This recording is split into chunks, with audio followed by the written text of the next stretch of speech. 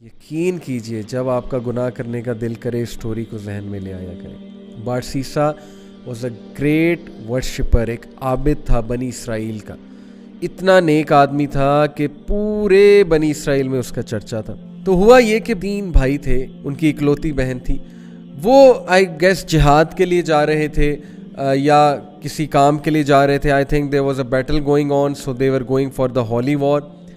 और जाने से पहले उन्होंने जो अपनी बहन की जिम्मेदारी सौंपी वो बारसीसा को सौंपी। अब उनको ये ट्रस्ट था कि ये बहुत नेक आदमी है तो he will take care of our sister. अब कोई भी आम आदमी हो, जाहिर है कि वो दीनदार आदमी के बारे में यही सोचता है कि यार शरीफ आदमी है, चलो इससे कोई खतरा नहीं होगा। बारसीसा ने ये रिस्पॉन्सिबिलिटी एक्सेप्ट कर ली और बहुत शाय था, बहुत नेक था।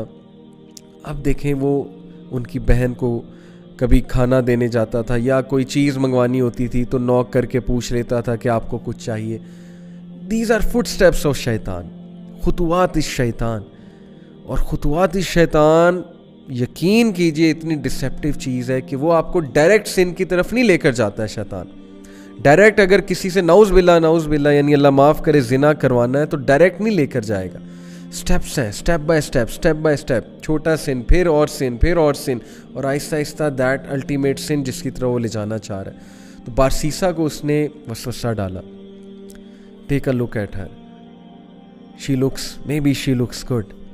आवाज़ तो बहुत अच्छी है ना, बात करना शुरू की, आवाज़ और पसंद आई, दिल में चाहत पैदा हुई, यार ये दिखती कैसी होंगी।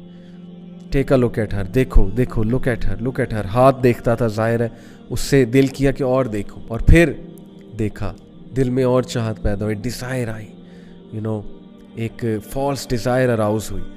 और फिर अंदर जाके दिया कर, बाहर से क्यों देता है, अंदर जाके दिया कर। Step inside, be confident man, be bold, talk to her, go inside.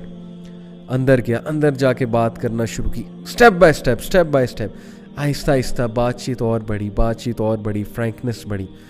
करते करते फिजिकल रिलेशन कायम हुआ, फिजिकल रिलेशन भी आगे गया और ultimately committed Jinnah. True story, you can search it out तफसीर इब्न कसीर में। And when he committed Jinnah, because of that she became pregnant, pregnancy हो गई।